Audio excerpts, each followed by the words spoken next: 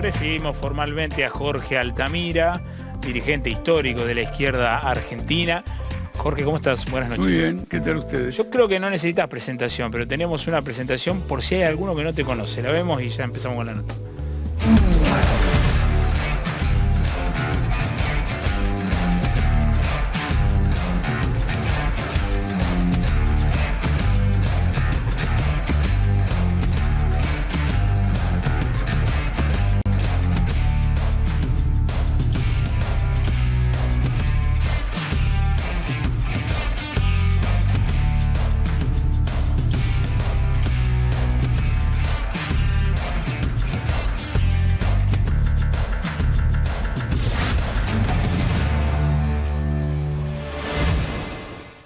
Jorge, decíamos en la presentación que, bueno, aprovecho para citarlo, una nota interesante que te hicieron hace un tiempo en Infobae. Vos ahí contabas que te echaron del partido que vos mismo fundaste. ¿Cuándo lo fundaste? ¿En el 63, el Partido Obrero? El Partido Obrero tiene, digamos, una prehistoria y una historia. En realidad es una historia completa, una anterior a la dictadura militar. Fuimos ilegalizados por la dictadura militar. Y luego la que comienza con el periodo democrático. Quiero destacar, ya que hablamos de que alguno quizá no nos conoce, que nosotros tuvimos una actividad muy intensa bajo la dictadura militar, como lo prueba el hecho de que mantuvimos la salida regular de nuestro periódico en condiciones de clandestinidad. Prensa obrera. Política obrera. Prensa obrera sale luego, Bien. como consecuencia de la ilegalidad. Mirá. Porque como política obrera era ilegal, para legalizarnos en las elecciones del 83, no podíamos usar ese nombre, pero nos cuidamos de que la P y el O se mantuvieran Partido Obrero y Prensa Obrera. Hace 2 años y algo estalló finalmente una crisis que se venía incubando y violando todos los estatutos partidarios, fueron expulsados 1.200 militantes, en forma sumaria. Quiero destacar que el Estatuto del Partido Obrero tiene disposiciones muy democráticas, por las cuales, más allá del debate cotidiano, cuando hay una discusión de orden más general, que se mantiene un cierto tiempo, se pueden formar tendencias internas. Nosotros con Marcelo Ramal encabezamos una tendencia y solicitamos actuar como tendencia y la respuesta fue una expulsión, lo cual significa, más allá de esta crisis, un daño político muy grande. Ahora, ¿qué volumen podría haber tenido la izquierda si no se producía ese crack? Bueno, ese es uno de los daños. El otro daño, que yo lo veo más profundo, es la violencia contra la democracia interna. Porque de eso no se retorna. Una organización obrera tiene que ser mucho más democrática que cualquier otra organización, porque la homogeneidad política de los trabajadores no se alcanza por ningún otro medio que no sea la libertad del debate. Y evidentemente la clase obrera es muy presionada a la división, y la lucha de un partido obrero debe ser siempre contrarrestarla con medidas que favorezcan su unidad política. Tenemos un tape para mirar una intervención que tiene que ver con uno de los temas también de la semana, y en este caso, en las palabras de Horacio Rodríguez Larreta, lo vemos, lo compartimos y después opinamos. A los que votaron las expresiones más minoritarias, con todo respeto, los que pueden frenar al kirchnerismo somos nosotros, se necesitan votos en el Congreso. Bueno, es común ese tipo de reacción de decir, bueno, los únicos que representamos a alguien somos los partidos que tenemos una posición mayoritaria. No, pero lo de él es muy concreto. ¿Por qué? Porque tiene una crisis. Macri acaba de apoyar a Milei. Sí. Él está diciendo, no lo voten a Milei, es decir, votennos a nosotros. Es una crisis muy fuerte en la derecha. Yo le quiero hacer una observación sobre este punto, me adelanto, sí, claro, en lo que ustedes me puedan interesar. El gobierno tiene una crisis severa porque perdió las PASO, sí, porque la pobreza es extraordinaria y porque está eventualmente en bancarrota el país, como lo demuestra la situación de las divisas, etc. Y Juntos por el Cambio no se puede postular como alternativa. Lo más que dice es, queremos un diputado más acá, un diputado más allá. ¿Pero por qué? ¿Por su pasado reciente con Macri o por algo más? Por algo más. Primero por su pasado. Es decir, lo que el macrismo propone realizar ahora es lo que hizo en el 2016. No tiene otra receta política.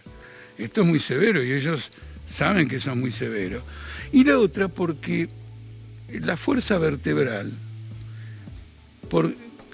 es el peronismo, en el sentido que es la única tendencia política que tiene un aparato montado en el país para controlar una situación.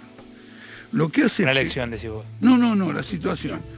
Es decir, tiene un aparato de intendentes, no solo en la provincia de Buenos Aires, tiene un aparato de gobernadores, tiene un aparato sindical, tiene un aparato piquetero. Bien. En una crisis tan severa, el eje, el fil de la balanza, es el que tiene... Vos decís que lo peor que puede pasar, incluso en un gobierno que le está yendo mal las cosas, es que la opción sea esa, digamos. Que la opción sea Cambiemos. No, es que Cambiemos es consciente que no es una opción. La opción es el peronismo. Y lo que tiene de peculiar es que, como ocurrió con Isabel Perón, el peronismo en el gobierno y todos sus aparatos van a sufrir las consecuencias de esta crisis. Esta crisis va a ser demoledora para el peronismo.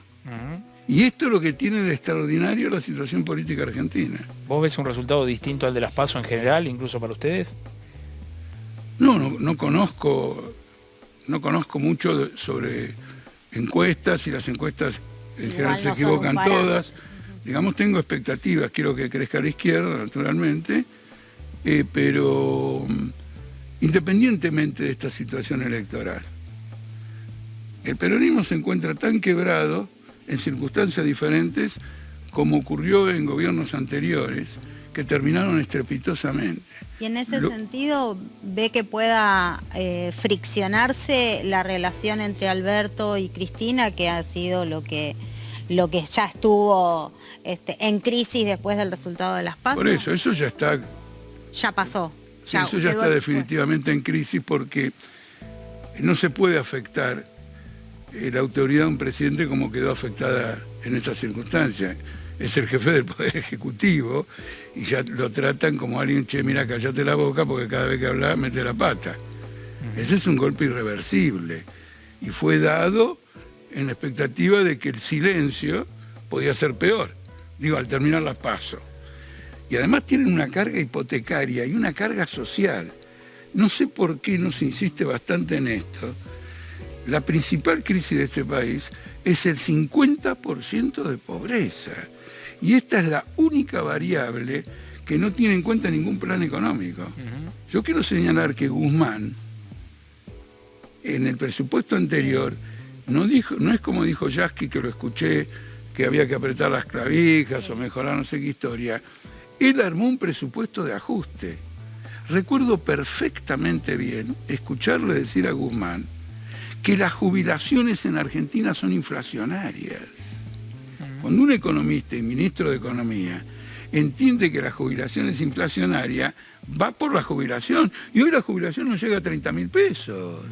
Jorge, tenemos una especie de experimento fotográfico que vamos a compartir con vos. Te vamos a hacer elegir un poco maliciosamente también, porque también en esa nota que vos que estabas citando al principio, también hablabas de algunas cosas de estas.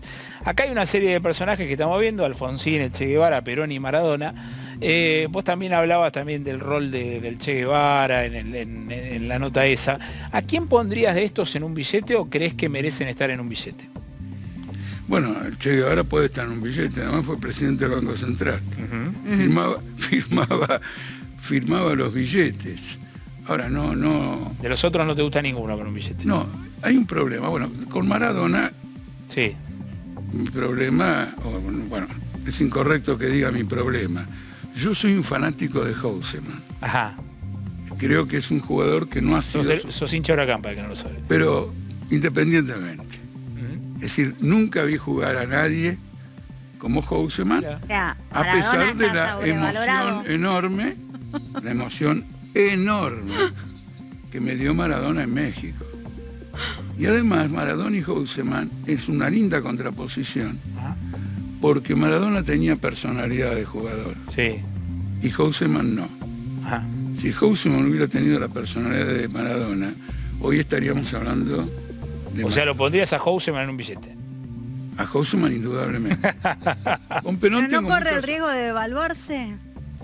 Bueno, si yo lo pongo en un billete, usted se da cuenta que el que se encarga de controlar el valor de la moneda voy a ser ahora yo ibas mismo. a señalar algo de Perón y Alfonsín, supongo que estabas... No, en el caso de Perón hay muchas cosas para decir, sí. Marcó la historia del país, sí, generaciones enteras. Pero lo que yo le digo a todos los peronistas, en particular a aquellos que dicen que son progresistas de izquierda, es que este hombre organizó las AAA. Y de eso no se revuelve más. Bien. Vamos a la segunda intervención que tiene que ver con fotos. Bueno, acá vas a tener un problema, o no sé. ¿Quién es más de izquierda de estos que están en la foto? Nicolás del Caño, Luis Zamora y Miriam Bregman. No, ocurre lo siguiente. Ya la pregunta misma tiene un pequeño... A ver, ¿cómo sería?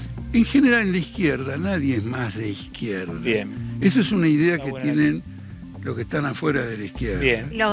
Pero de derecha sí se dice que es muy de ¿Quién es más de derecha? Claro. Vos solés decir, ¿quién es más de derecha? Macri, Larreta... Bueno, a lo mejor tampoco, digamos, yo no haría esa división. Yo, okay. Miren, como yo escribo bastante, claro, les cuento, tengo esa dificultad con la derecha, porque lo que hay son sectores fascistas que se pueden distinguir de la siguiente manera. El loco fascista que insulta, ataca y todo lo demás, y el que prepara una salida fascista. ¿Está claro? Sí. No se debe confundir a uno con otro, porque sí, a uno se lo combate de una manera y a otro, naturalmente, hay que combatirlo de otras maneras. ¿Quién es cada uno ahí? No, bueno, Milei es fascista. Yo quiero señalar una cosa, la palabra libertario en Milei, sí, es una cosa muy interesante, porque él responde a una escuela económica que todos colaboraron con el fascismo austríaco, con el fascismo italiano y con el fascismo alemán, y el hombre se dice libertario. Es una cosa de loco. ¿Y los otros quiénes son los que preparan una salida? No, bueno, Larreta es de derecha, Macri es de derecha. Bien. ¿No es cierto? Bueno, pero esquivaste la pregunta, de esto no dijiste nada. Entonces, a lo mejor la izquierda no. Por ejemplo, Luis Zamora tiene una visión que en el pasado no tenía, que es una visión, ¿cómo se llama? No apolítica, hay una palabra para esto. Es decir, no hay que luchar por el poder político, sino una especie de basismo. Bien. El pueblo, abstractamente, sin un partido, sin un programa, sin una dirección. O sea, no podría gobernar. No es que no podría gobernar, es la forma en cómo se coaliga el trabajador. Entiéndanme lo siguiente, el objetivo de una izquierda auténtica no es hablar en nombre del trabajador, es que los trabajadores se organicen como tales en un partido político. Por ejemplo, hoy en la crisis actual, el dato estratégico más importante es que la clase obrera no es una fuerza política independiente, no existe como tal. Protagoniza numerosos movilizaciones y actividades independientes, propias, autónomas. Gana sindicatos, echa la burocracia, pero no es un jugador, vamos a usar una palabra inadecuada pero muy frecuente, no es un jugador político. Bien, ahora antes de ir a la siguiente intervención no dijiste nada ni del Caño ni de Bregman. Bueno, estamos conversando cuando hablo de Zamora, está muy bien. Vos me interrumpís. No, de un modo general, y esto lo hemos escrito en todos lados, la izquierda está evolucionando hacia una concepción completamente parlamentarista de la política. Eso es evidente por cualquier lado que se lo vea, y se ve en cómo trata la campaña electoral con gigantografías descomunales, etc. Y ahí hay una divergencia en la percepción de la realidad, en el sentido de que el que tiene esa forma de actuar parlamentarista, ayer le escuché decir a un dirigente que tal cosa le íbamos a conseguir el día que nosotros ganemos las elecciones. Es una forma de decir, de aquí a 30 años, acumulando todos los días, como hacíamos de niños con la caja de ahorro, una monedita hoy, una monedita mañana, y no hay una percepción del carácter catastrófico de la crisis capitalista. El otro día La Nación sacó un artículo muy defectuoso, pero que me llamó la atención en lo siguiente, que el columnista, alguien del extranjero, después de estudios que recibió y que investigó, asimilaba a esta época a la que vivió Europa en 1848, a la que vivió el mundo en 1917 y al Mayo francés, ¿no es cierto? Es decir, como no es necesario coincidir exactamente con él. Son muy grandes las deficiencias de ese análisis. Pero está más cerca de la realidad que la visión parlamentarista. De que vamos, por ejemplo, hoy escuché hablar de que se quiere convocar una asamblea legislativa para echarlo a Fernández. Sí.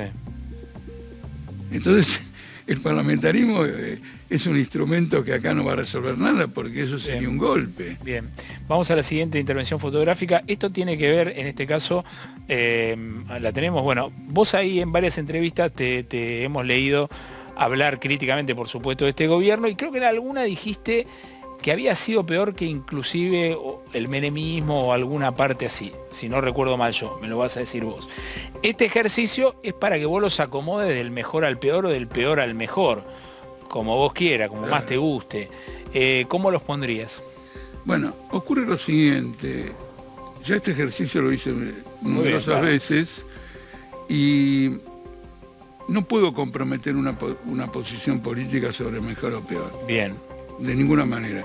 Bien. Es decir, yo a veces he hablado bien de un político del cual soy profundamente adversario, sí, porque me llamó la atención a lo mejor una maniobra táctica brillante que realizó. Ajá. No quiere decir que sea menor, sino cómo advirtió la situación y cómo se movió.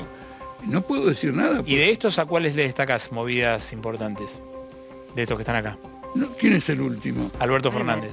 No, a estos no, por lo menos uno podría... Miren, es interesante, una movida táctica interesante fue la que hizo Cristina Kirchner cuando lo eligió Alberto Fernández para presidente. Ahora vemos que esa maniobra táctica tenía su reverso.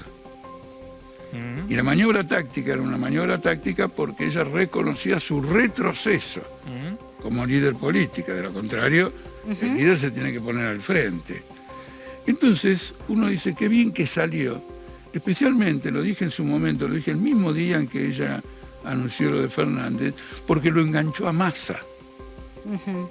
¿Cómo hizo para engancharlo a Massa? No sé, pero lo enganchó, y la importancia de Massa es que Massa era el fiel de la balanza que le dio la victoria a Macri.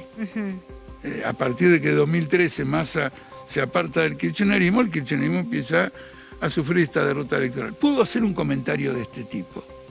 Puedo hacer un comentario de este tipo. Pero desde el punto de vista de un trabajador, no, de ninguna manera. De ninguna manera. La hiperinflación de Alfonsín, que armó Alfonsín, fue un escándalo, porque tenía que ver con una devaluación de la moneda en la que él había pactado con Bungiboron, que no lo iba a hacer. Bungiboron le creyó, se mantuvo en pesos, la devaluación lo arruinó y entonces lo voltearon.